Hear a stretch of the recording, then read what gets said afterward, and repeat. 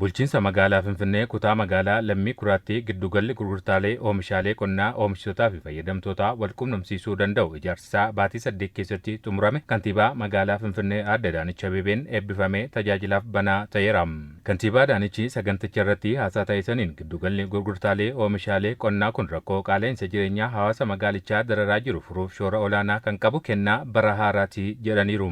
ለአምራቾች እና ለሸማቾች እፎይታ ሊሰጥ የሚችል ግዙፍ oomishtoota fi shammattootaaf boqonnaa kennuu kan danda'u piroojektota gurguddoo giddugala gurgurtaa fi mankuusaa oomishaalee qonnaa baatii 8 gidduutti ijaarree tajaajilaaf banaa taasisuu keenyaaf gammachuun itti dhaga'ameen ibsuu barbaada. Baga gammaddan. Finfinnee akkuma maqaa ishee abaaboo ni taasifna. Rakkoo qaala'insa jireenyaa hawaasaa salphisuuf ni hojjenna. Kana milkeessuufis imalarra jirti. Giddugala gabaa oomishtootaa fi shammattoota kallattii wal quunnamsiisu kennaa bara haaraa jennee hawaasa magaalaa keenyaa yeroo kenninu gammachuu guddaatu nutti dhagahama.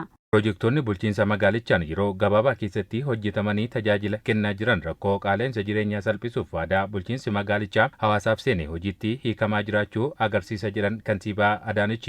እነኚህን ፕሮጀክቶች በአምስቱም የአዲስ አበባ በሮች ላይ እንገነባለን።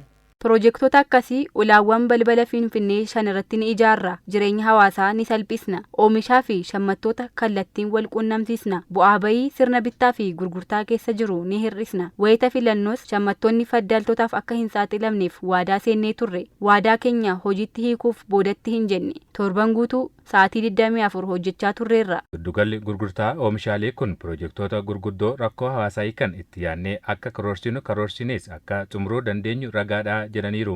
ፕሮጀክቶችን ለማሳካት ሁሉም ባለድርሻ አካላት በጋራ የሰሩበት ነው። Piroojektota milkeessuuf qaamoleen dhimmi ilaallatu waliin hojjechaa jiru. Kun immoo kan inni agarsiisu yoo wal tumsine yoo waliin hojjenne waan baay'ee hojjechuu fi waan baay'ee milkeessuu akka dandeenyu agarsiistudha. Kara gurmaa'ee fi sa'aatii 24 torban guutuu hojjechuu ilaaluun yoo barbaachise piroojektota baay'ee kaasuun ni danda'ama. Piroojektonni Ovid waliin hojjenne baay'een isaanii agarsiistudha.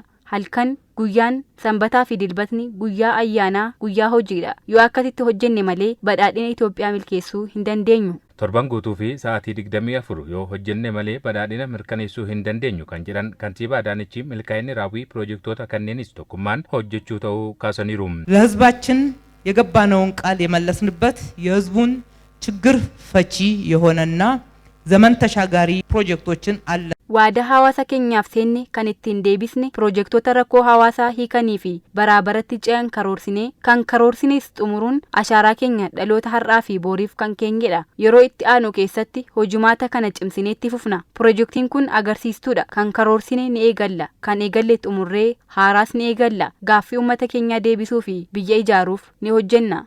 Hojii geggeessaa olaanaan piroojektota gurguddoo bulchiinsa magaalaa Finfinnee Injiinar Dabboo Tunkaa giddugalli gabaa bifa ammayyaan ijaarame kun oomishtootaa fi fayyadamtootaaf boqonnaa kan kennu ta'uu kaasanii piroojeektii lafa hektaara 3.8 irratti ijaarame kanaaf teekinooloojiin sirna bittaa fi gurgurtaa ammayyeessus ta'e oomishaaleen qonnaa akka hin banneef gargaaru kan diriirfameef ta'uu himaniiru.